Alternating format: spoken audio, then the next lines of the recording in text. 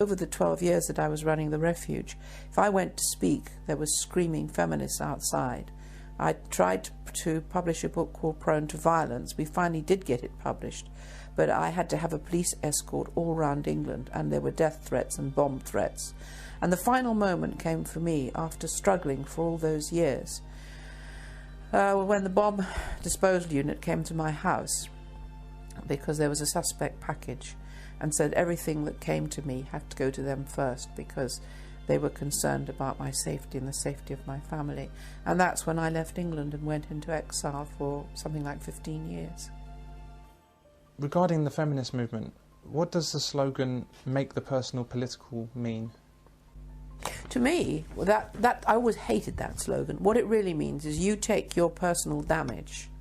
And one of the things that's very obvious in those very early days of the women's movement, how many of the radical women leaders of the movement themselves had really disturbed backgrounds and were very, very violent.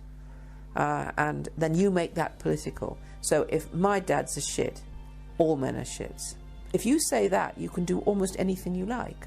You could go from the personal and make it political. So what happened is a sufficient group of women got together to complain bitterly, because you have to remember the beginning of the feminist movement was a Marxist movement. It was women in the left of the politics in Britain who decided that they had had enough of working with men on the left and were going to have their own, in quotes, movement.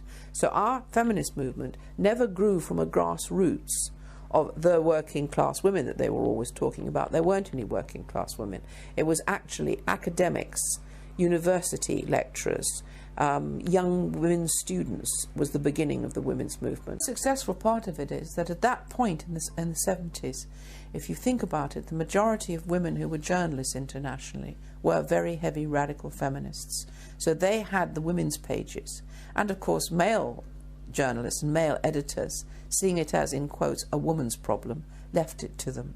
And very quickly there was a savage kind of censorship, and anybody who dared argue was in very serious trouble. They were very, very highly organized Marxist groups of women of one sort or another. When I remember being horrified when I saw them storming the Miss World competition, thinking to myself, how can these women talk about liberation for women and women supporting each other and then go and bully a section of other women that they don't like because they're doing something they don't approve of. Put a woman behind that counter! Get lost! Freedom! And outside, and this is in the press cuttings, there were huge demonstration with banners, and on the banners it said, all men are bastards, all men are rapists. And I asked the police, I went down and said to the police, if that was black men or Jews, you'd arrest those women. But why don't you arrest them? They just looked very uncomfortable. And one of them said, we're frightened of them.